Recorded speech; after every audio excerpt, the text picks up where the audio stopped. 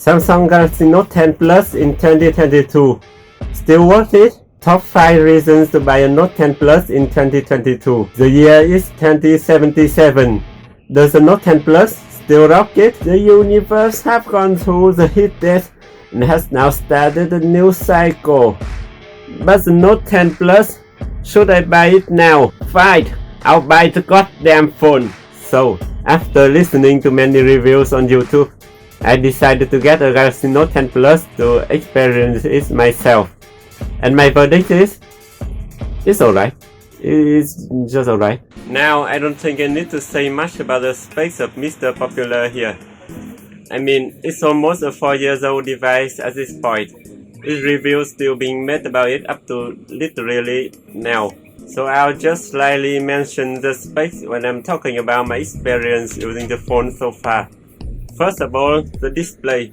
The Galaxy Note 10 Plus had a 6.8-inch AMOLED screen, and it looks beautiful with 91% screen-to-body ratio. I mean, you can't go wrong when it comes to Samsung screens.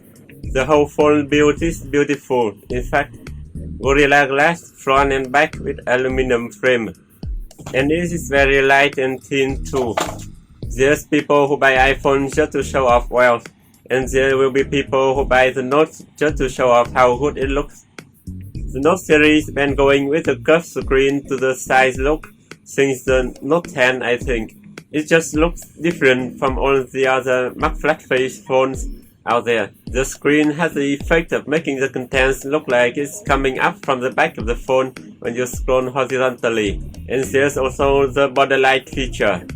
Looks pretty neat. As for content consumption on this phone, it's just alright.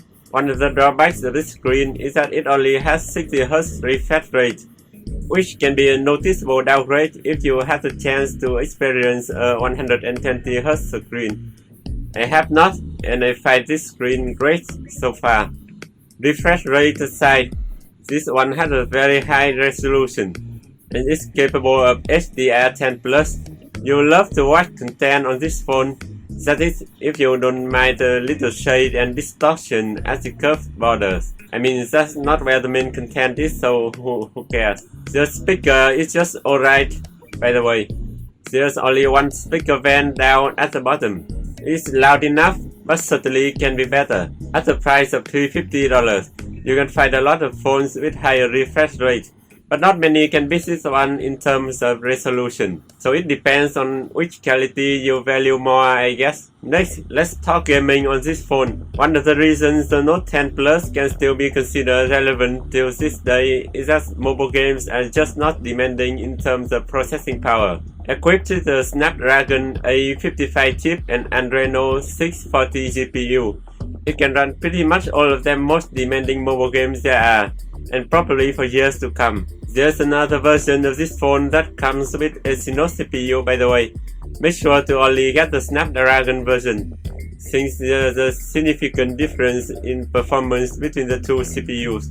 Sure, your games can load a bit faster with a better processor, but does it really matter though?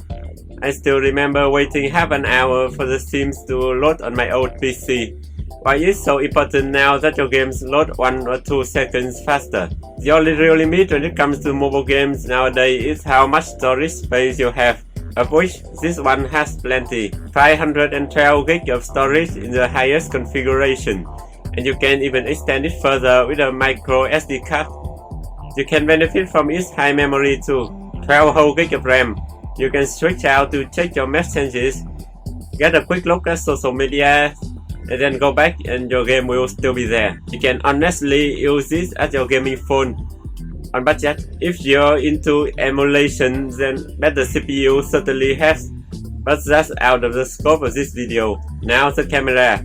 It has a quad camera setup composed of two 12-megapixel cameras capable of 2 times optical zoom, one 16-megapixel ultra-wide camera, and one depth camera, yada yada yada. As for the actual image quality, well, you've been looking at it this whole time. The entirety of my first video and any scene in this video is that you don't see the phone on screen is recorded by the Note 10 Plus camera. So yeah, as you can see, it's not that great. It's not bad either, but you can certainly find a lot of phones with better cameras at this price range. Any other scene in this video that isn't captured by the Note is done so by my other phone, which is Oppo Reno 3 with the main camera of 48 megapixels. Wait, what? Really? But it's like half the price of the Note though. Why am I even recording using Note 10 Plus at this point? Well, I'll keep alternating between the two phones for the sake of comparison. I'll leave the phone's name in the corner for you guys to keep track of. Now, to be fair to the Note, the lighting in my room is garbage, and there's a chance that I got a faulty camera since I bought a refurbished phone, also with a better processor. The Note should have an advantage when it comes to features like super steady, and it has HDR10 Plus recording. For mostly static shots like making YouTube videos and taking pictures though, I think I'd better off just using the Oppo phone as the main camera next time. Now that we've gone through most basic specs, let's check out some accessories that I've been using for the Note 10 Plus. First thing first, phone cases. The one I put on the phone right now is a cheap Chinese PVC phone case with a holding ring on the back. I often holding the phone for a long period of time for gaming, and I find this one helpful. And also it doubles as a phone stand so I can watch content laying on my side before I fall asleep. The downside of this is that it adds too much thickness to the phone, and it just kind of disables the wireless charging feature, which this phone has, by the way. If that's the feature you use regularly, you may want to use another type of phone case without any ring on the back, like this another cheap Chinese phone case that also doubles as a card holding wallet. Now you can use the wireless charger, and the reverse wireless charging works as well without problem, and it can act as a phone stand too. This one kinda gets in the way when I play games though, so I don't use it. And if you want to go thinner, you can just not use any case at all, eliminating the problem altogether. The phone has a beautiful build after all. I don't like colors though. I prefer using black case for every phone I own, which is also the color of my soul. Then as a stand, you can use it. Cheap Chinese cheap Chinese product is all I can find and afford where I am. And I won't mention any product's name since I don't want to promote Chinese stuff out of principle. So what's the purpose of this segment then? Well, I'll put the price up, so if any of those things pique your interest, you can find it at your own risk and have some idea of what kind of quality you can expect at what price. Now where I am. Right. Cheap Chinese plastic stands. It comes in different colors. It kinda eats into the phone screen a bit, so not ideal. Another phone stand that I like is this cheap Chinese foldable one. When using it, the device looks like a mini monitor. It's kinda cute. And it's foldable too, making it very convenient if you want to bring it with you to places. It's pretty flimsy though. I may try to find something similar to this but with better quality later.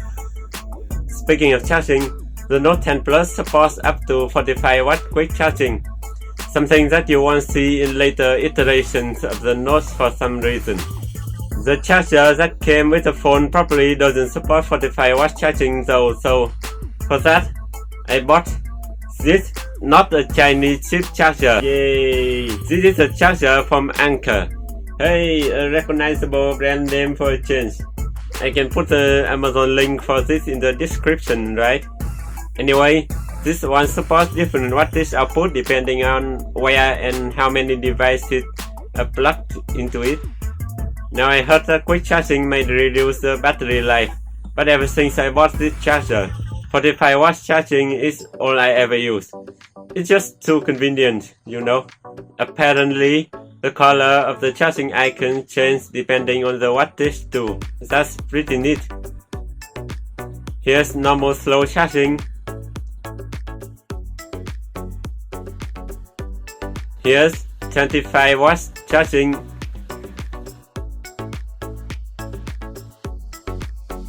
And here's 45W charging.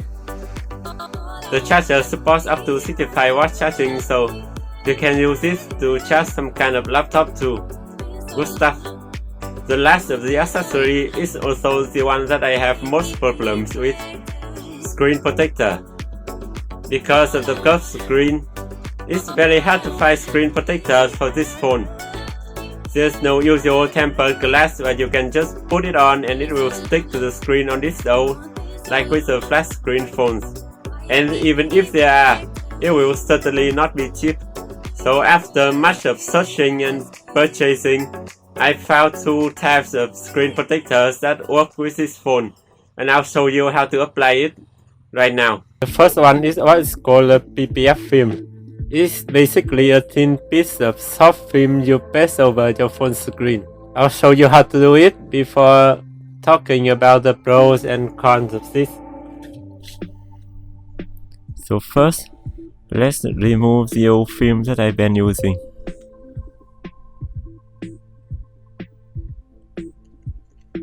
Yes, that's pretty satisfying. I might do this once every few months just for the feel. Next, I'll clean the screen with isopropyl alcohol. To remove any adhesive left, you can just use the clean kit they send along the protective film. I'm only doing this because I have alcohol available. You know what? Let's use what they gave me anyway. They have the numbers on this to indicate what to use first. Number 1 is the wet wipe. I guess this is also just isopropyl alcohol. Then we'll clean it again with the dry wipe. It does feel better to use this than using the Q-tip though, not gonna lie. Okay, now that it's free of adhesive, let's use this hand grenade. I mean this dirt blower to make it extra dry. Then we'll use the dust remover sticker they send along to get any dust left off the screen. It needs to be throughout like this, since it will be impossible to get rid of if the dust gets under the film. Let's peel off the protective layer that protects the protective film, then we can start applying it. And there's already some dust on the screen again just from me moving around. At this stage, if you confuse what side to face off the screen, try bending it a bit. The side with crease forming is the one to face down. Now I'll try to make it cover the screen evenly. The obvious part that you can use as the anchor point is the camera hole. Then just try to make the rest align with the screen. You can freely adjust it at this stage, so don't worry if you mess up. Just be careful not to let any dust get under when you lift it up. That should be good enough. Once you're done adjusting it, you can start lifting up half of the film like this, checking if there's any dust again. And once you're ready, let's grab the plastic cards they send along and start pressing and pushing it from the middle out like this.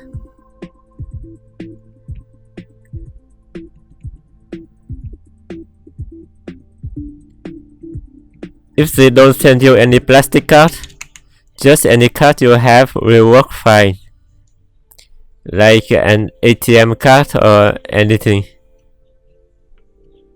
Try pressing the card to push out any bubble under the screen. Then repeat the process with the other half of the film. Pushing the plastic cover out.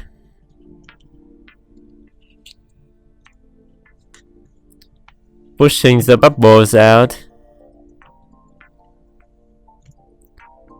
And that should be the most of it.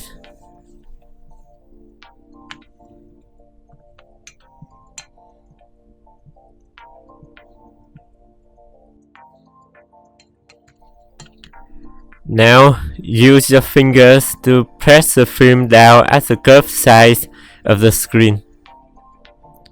It might look like it's not properly applied, but it's actually just another plastic layer they put on top of the film.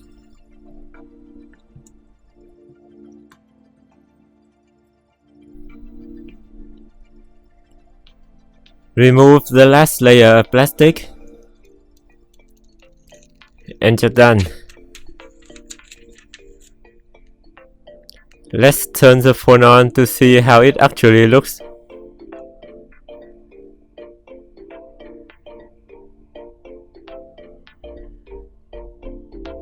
Oh,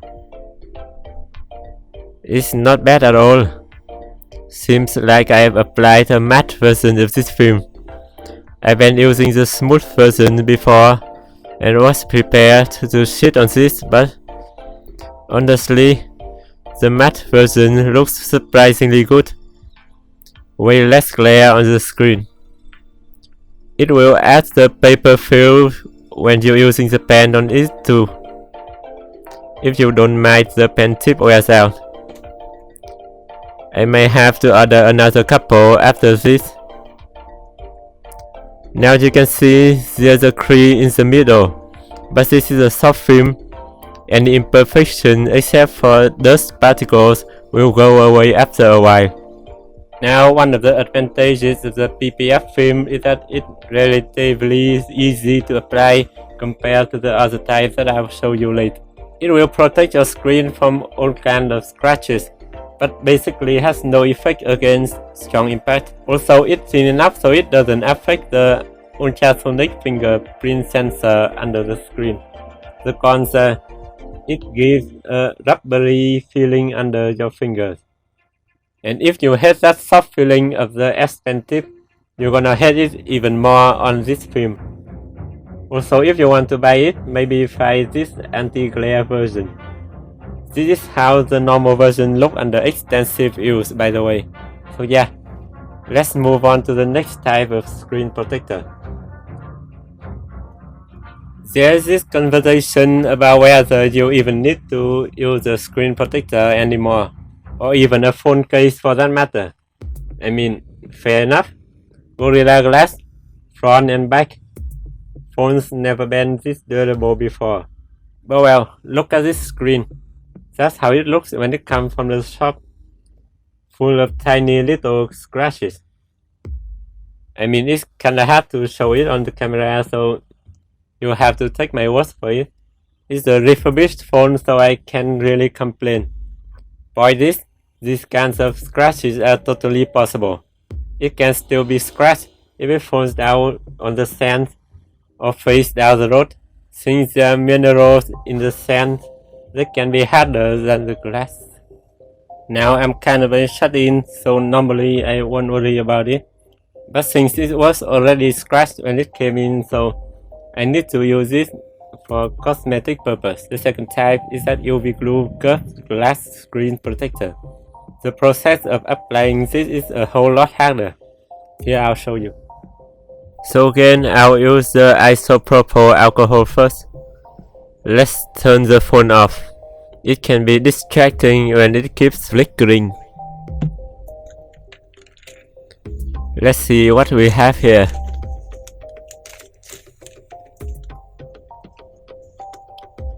Dust absorber stickers, wet wipe, and a tissue for ants. I'll utilize this.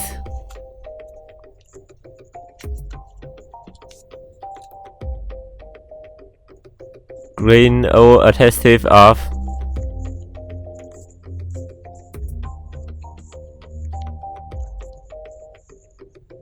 Wipe it dry.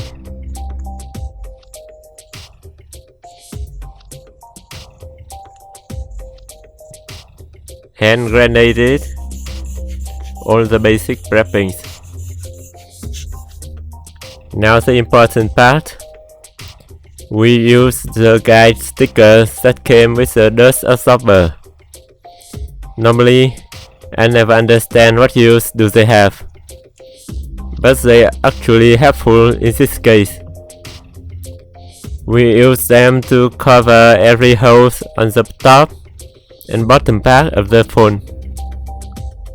We're dealing with liquid glue here, so remember to do this if you don't want to mess your phone up in several ways.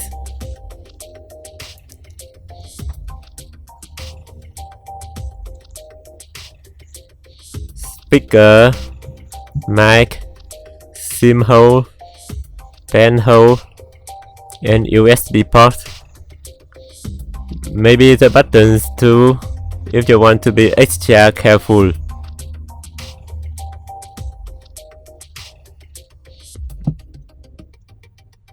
So I have to use 2 sets of guide stickers. If you don't have them with you, you can use normal tape, I think.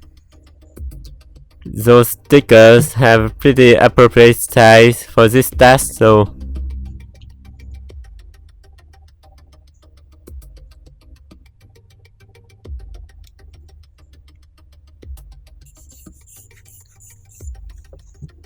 let's remove any dust left.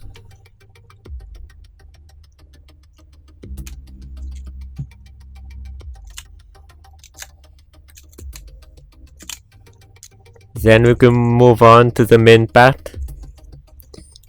This is the curved protective glass. Doesn't seem to be very high quality, to be honest. But that's the thing with those screen protectors. You want to go for the cheap stuff, since you're gonna fail to apply it.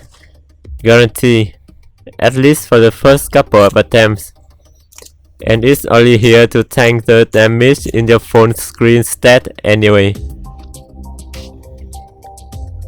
Next, we're going to drop the glue on the screen.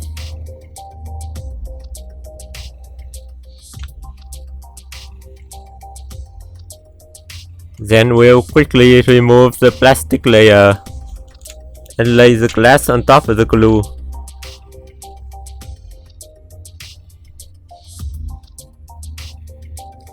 And then you just wait it out.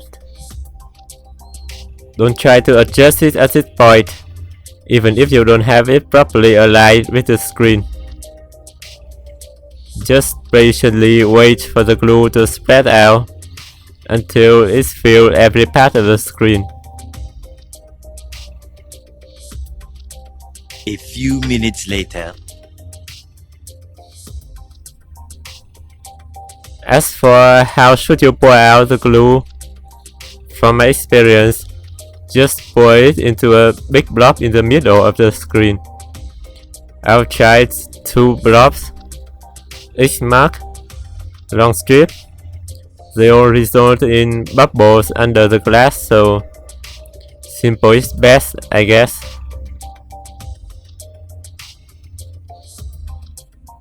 This is gonna take a while. 3 days later. So bad news. Actually, I found some glue residue outside the glue tube. So there was some glue leaking going on. And as a result, bubbles are forming since there's not enough glue left for the task. Let's see if I can salvage this.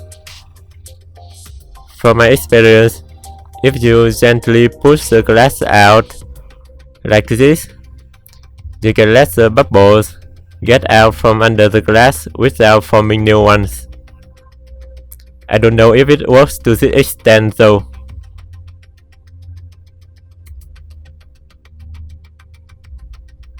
And seems like it actually works.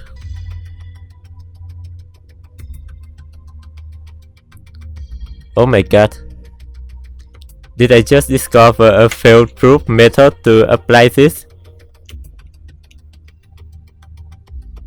After you're done adjusting the glass position, it's time to whip out the UV light that came in the box. For $2, You get a protective glass and an USB UV light thrown in with it. That's quite the value if you ask me. I'll hover the light over one part of the glass to stop it from moving while absorbing excessive glue using the tiny tissue with my other hand. Seems like some glue managed to get under here. I should just pull out the pen before doing this. If the glue gets into the pen hole, the consequences can be quite catastrophic.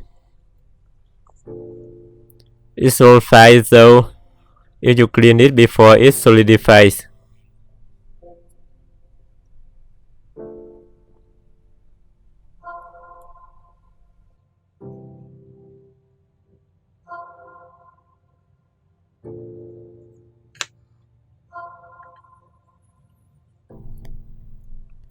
Let's move on to put the UV light over other parts of the screen.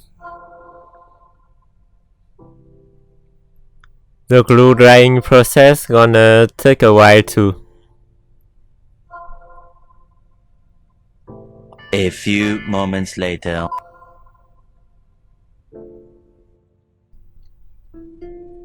So, how's the weather?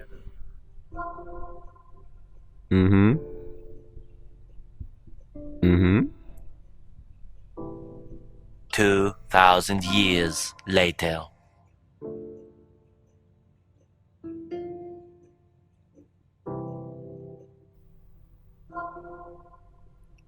I'll also wipe the excess glue on the curved sides of the screen.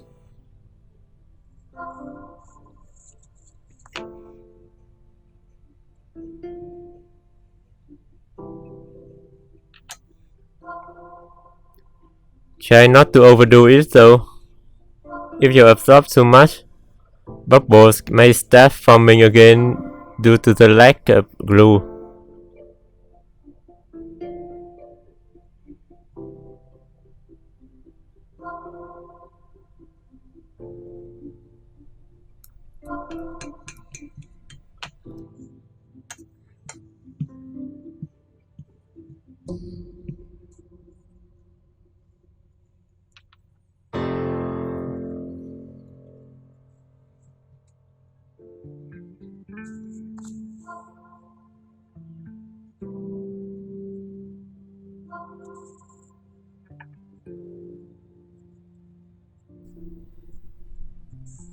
And that should be it.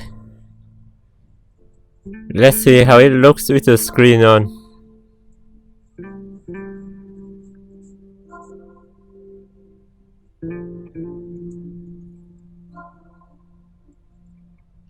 Good. No visible problem so far. The question is, does the fingerprint recognition work?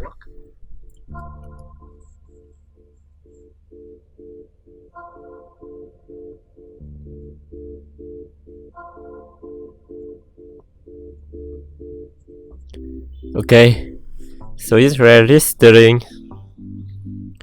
but it's totally less sensitive than usual.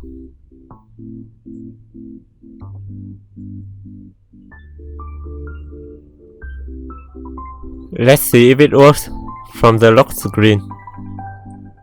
Yes, it works. That's a relief. Now the good thing is that you can find the glue being sold separately on the internet, which means that even if you fail, you can still try it again without having to buy a whole new set. Careful though, since the quality of the glue may vary. With the one that comes with the glass, I'll still be able to use the fingerprint recognition, even though I had to register the fingerprints again. But with the cheapest glue I found, the phone can't sense my fingerprint at all. Compared to the PPF film, this one adds quite a bit of thickness to the phone, but at least it feels fine to write on. Also, the liquid glue fills up all the scratches. They all kind of disappear after I apply the glass. Let's try drawing something. Did I tell you that I'm some sort of artist myself? I'm some sort of artist myself. So you can get to Samsung Note from the lock screen just by pulling out the S Pen. Let's pick the color. There's still some glue left, it seems.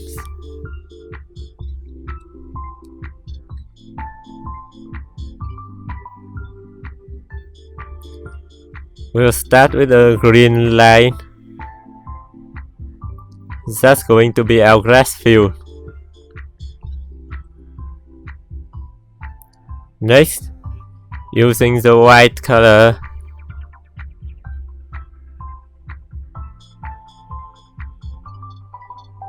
I'll draw a house.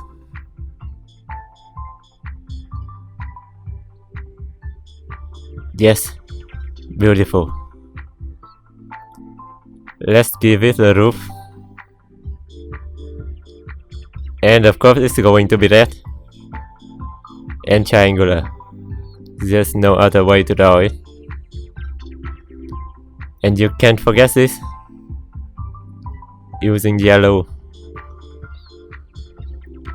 That's the classic right here. This kind of lacking the human element though. So let's use the color red and add the Among Us guy. Because why not? Any other Samsung pen will work on the Note 2 by the way, or any other pen that using Wacom technology. Let's talk the software for a bit. You can update to Android 12 One UI 4 on this phone. So yeah, sadly no Android 13. It's a 4 years old device after all. Shouldn't be much of a problem though since Android 12 is already good at it. Samsung Dex works great on this phone too, thanks to a decent processor and a good amount of memory. One of my favorite apps to use is Clip Studio, and the phone version gives you 1 hour free use every day, which is kinda nice.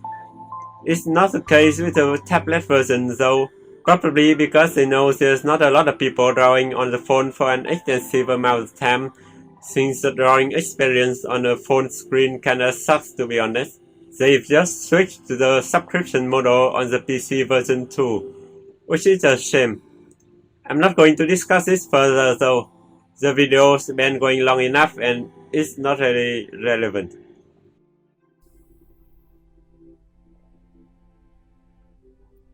And your game is still there.